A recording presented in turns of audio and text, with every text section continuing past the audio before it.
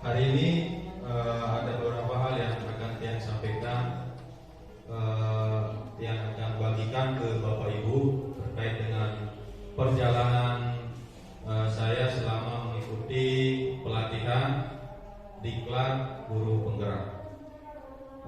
Sekarang saya sudah menyelesaikan modul 1, kurang lebih selama 2 bulan. Itu tatap muka 2 kali ya.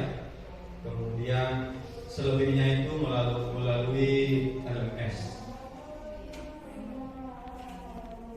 Ini merupakan materi terakhir, yaitu modul 1 di T4 terkait dengan budaya positif.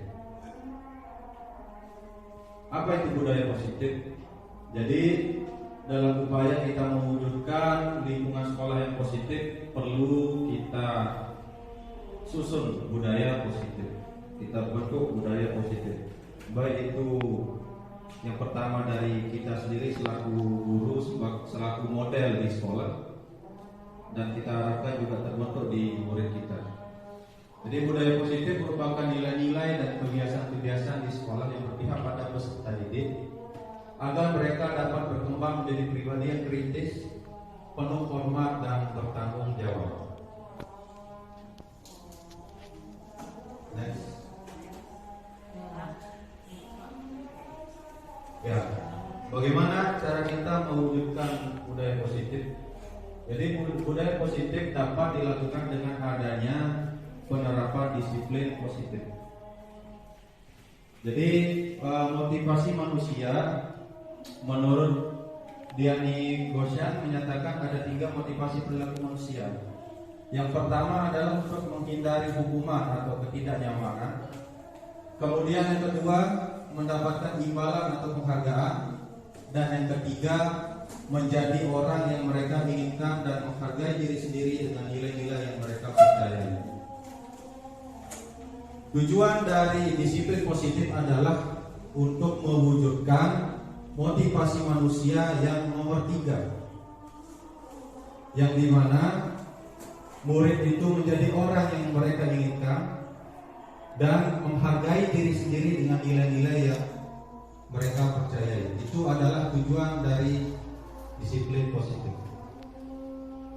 Bukan untuk menghindari hukuman ataupun untuk mengharapkan hadiah atau penghargaan dari guru. Berikutnya.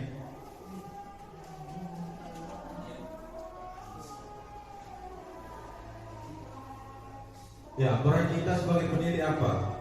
Jadi peran kita sebagai pendiri adalah menciptakan anak-anak yang memiliki disiplin diri sehingga mereka bisa berperilaku dengan mengacu pada nilai-nilai kebajikan universal. Yang dimaksud dengan nilai-nilai kebajikan universal itu adalah profil pelajar Pancasila itu. Karena di mana guru penggerak ini merupakan program dari kurikulum Merdeka. Jadi kita diarahkan bagaimana cara untuk menanamkan profil pelajar Pancasila kepada murid-murid kita melalui budaya positif yang kita terapkan di sekolah. Berikutnya. Ya, kita sekarang akan belajar atau menentukan mana sih yang terbaik, hukuman, konsekuensi atau restitusi. Peran mana yang terbaik? Ya, kita tidak bisa pungkiri kalau hukuman, konsekuensi itu sering kita terapkan dalam menyelesaikan masalah berbasis murid kita. Tapi sekarang kita belajar mana sebenarnya yang harus kita terapkan untuk bisa menciptakan peserta didik yang berlandaskan pada profil pelajar Pancasila. Berikutnya. Ya, di sini saya minta kepada Bapak Ibu ada kasus dan tindakan guru. Kita tentukan itu termasuk hukuman atau konsekuensi. Mulai dari yang pertama, mencatat 100 kali di dalam buku kalimat. Itu termasuk konsekuensi atau hukuman? Hukuman. Kemudian yang kedua, lari memilih lapangan basket 2 kali karena terlambat hadir di sekolah. Konsekuensi atau hukuman? Konsekuensi. Hukuman. Kemudian yang ketiga, murid diminta untuk push up 15 kali karena tidak menggunakan masker ke sekolah. Hukuman. Konsekuensi. Ada yang jawab konsekuensi? Konsekuensi. Bapak konsekuensi, ibu-ibu hukuman. Kemudian yang berikutnya, menggantikan kertas tugas teman yang telah dicoret-coret. Konsekuensi. Kemudian yang berikutnya, membersihkan tumpahan air di meja tulis karena tersenggol pada saat belajar. Konsekuensi. Karena ada kesalahan, dia diminta untuk membersihkan. Kemudian yang berikutnya, murid disuruh untuk mengenakan sepatu seharian di sekolah karena tidak mengenakan sepatu hitam. Mungkin maksudnya tidak mengenakan sepatu. Maksudnya, jadi dia tidak menggunakan sepatu hitam, disuruh selama di sekolah tidak menggunakan sepatu. Itu hukuman atau konsekuensi? Hukuman atau konsekuensi? Dan yang terakhir, lari memilih lapangan basket 2 kali karena terlambat 10 menit untuk pelajaran PJOK, guru PJOK. Konsekuensi atau hukuman? Hukuman. Ya, jawabannya ada di slide berikutnya. Ya. Jadi yang konsekuensi itu adalah hukuman. Nah, apakah ini benar kita lakukan ataukah salah? Di slide berikutnya, ya di sini merupakan akibat ya dari kalau kita melakukan hukuman, kalau kita melakukan konsekuensi, dan yang terakhir ada restitusi. Yang mana yang terbaik yang kita terapkan adalah restitusi. Mulai dari yang pertama, hukuman, sesuatu yang menyakitkan harus terjadi. Ya, anak diminta untuk melakukan push up misalkan karena dia melakukan salah. Kemudian konsekuensi, sesuatu harus terjadi. Itu misalkan yang tadi salah seorang anak merobek buku temannya, harus diganti dengan buku yang baru. Kemudian restitusi. Restitusi merupakan pilihan. Jadi restitusi ini dilaksanakan dengan ada namanya istilah segitiga restitusi. Ada di slide berikutnya. Apa yang sebenarnya kita terapkan? Jadi dalam menerapkan budaya positif, guru perlu mengambil peran untuk melakukan restitusi daripada memberi hukuman atau konsekuensi. Jadi restitusi mendorong terciptanya disiplin positif pada murid. Murid menyelesaikan permasalahannya sendiri. Guru tugasnya adalah menanyakan kenapa melakukan salah itu. Kemudian kira-kira bagaimana cara menyelesaikannya supaya anak itu memikirkan sendiri cara dia atau solusi dia untuk menyelesaikan permasalahannya sendiri. Dan muncul motivasi intrinsik, motivasi dalam diri, bukan motivasi karena ingin dipuji atau ingin mendapatkan piagam penghargaan mungkin. Tapi ada motivasi dari dalam sehingga nanti kesalahan-kesalahan berikutnya tidak terulang. Ya, berikutnya. Ya, sebagai guru kita ada 5 posisi kontrol. Dan dari kelima posisi kontrol ini ada posisi kontrol yang terbaik. Yang pertama, pemberi hukuman. Yang kedua, pembuat rasa bersalah. Yang ketiga, teman. Yang keempat, pemantau. Dan yang kelima, manajer. Jadi urutannya sesuai dengan posisi yang terbaik.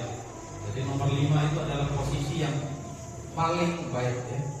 Kita sebagai manajer. Jadi manajer bukan menjadi pemberi hukuman, pembuat rasa bersalah dan sebagai teman. Apalagi contoh kita jadi teman, di situasi psikologis anak yang zaman sekarang terpengaruh dengan media informasi dan teknologi, kita mencoba untuk menjadi teman. Kalau kita disepelekan oleh murid kita. Jadi posisi yang paling tepat adalah sebagai manajer. Jadi ketika anak ada kita temukan kasus, jadi kita panggil, kemudian kita tanyakan kenapa dia melakukan kesalahan itu, kemudian alasannya apa, bagaimana supaya mereka bisa menemukan solusinya sendiri dan muncul motivasi intrinsik dalam diri mereka. Kemudian berikutnya, ya di antara kelima sudah saya jelaskan, di posisi manajer mengarahkan guru untuk yang pertama menyelesaikan masalah bersama dengan murid. Kemudian yang kedua, mempersilahkan murid mempertanggungjawabkan tindakan yang ia lakukan. Kemudian yang ketiga, mendukung murid agar dapat menemukan solusi atau permasalahan yang sedang mereka hadapi. Ya, apa saja langkah restitusi? Jadi yang pertama, menstabilkan identitas. Jika anak berbuat salah, maka ada kebutuhan dasar mereka yang tidak terpenuhi. Itu yang berusaha mereka munculkan. Jadi mereka mencari perhatian supaya kebutuhan dasar mereka itu ditahu oleh guru dan bisa dipenuhi dengan cara yang salah. Bagaimana bagian dasar segitiga yang pertama ini memiliki tujuan untuk merubah orang yang gagal karena telah berbuat kesalahan menjadi orang yang sukses. Kemudian langkah yang kedua, validasi tindakan yang salah. Jadi kita harus memahami kebutuhan dasar yang mendasari tindakan anak berbuat kesalahan. Menurut teori kontrol, semua tindakan manusia baik atau buruk pasti memiliki maksud dan tujuan. Ketika kita menolak anak yang berbuat salah, dia akan tetap dalam masalah. Yang diperlukan adalah kita memahami alasan melakukan hal tersebut, memahami kenapa siswa itu melakukan kesalahan tersebut, sehingga anak merasa dipahami, merasa dimengerti oleh gurunya. Kemudian langkah yang ketiga, menanyakan keyakinan. Jadi idealnya sebelum kita mulai proses belajar mengajar, kita hendaknya membuat keyakinan kelas. Jadi keyakinan kelas itu bukan aturan kelas. Jadi beda halnya kalau kita sebagai guru ya membuat daftar-daftar yang tidak boleh dia lakukan dan sebagainya. Itu jatuhnya nanti akan menjadi peraturan yang bisa saja dilanggar oleh murid. Beda halnya kalau kita menanyakan kepada mereka langsung, apa yang kamu mau diterapkan di kelas kita, bagaimana supaya kamu merasa nyaman dan sebagainya, supaya nanti hal yang mereka lakukan itu muncul dari diri mereka sendiri, bukan karena dipaksa oleh guru. Jadi keyakinan yang dimaksud adalah suatu kesepakatan bersama yang didasarkan atas nilai-nilai kebajikan universal, ya, yang sesuai dengan profil pelajar Pancasila. Sekian dan terima kasih.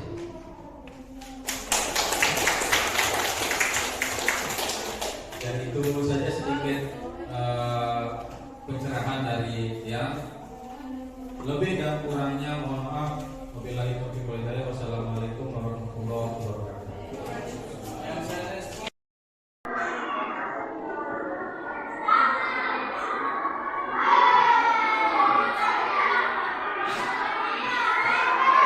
Tidak boleh ribut di dalam kelas. Siapa pengurus lagi? Kisya.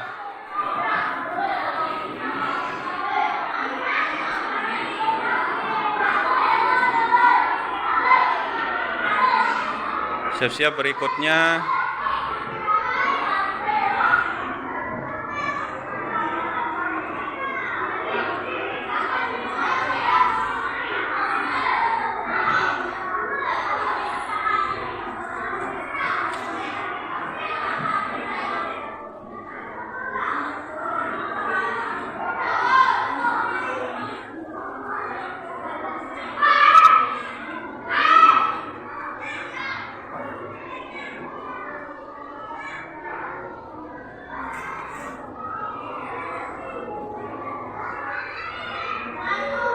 Pas istirahat juga ndak boleh?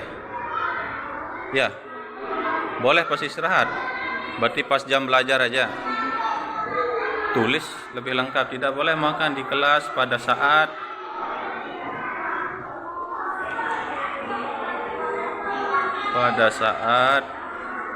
di bawahnya, sambung ke bawah. Jam pelajaran.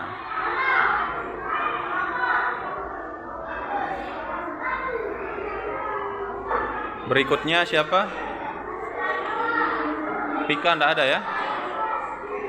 Berikutnya. Ayo yang sudah punya. Apa lagi? Sudah 2, tidak boleh ribut di dalam kelas. Kalau ribut berarti melanggar kesepakatan kelas. Ada lagi? Intinya apa yang dirasa mengganggu pada semester ganjil kemarin, hari ini kita sepakati supaya tidak terjadi lagi.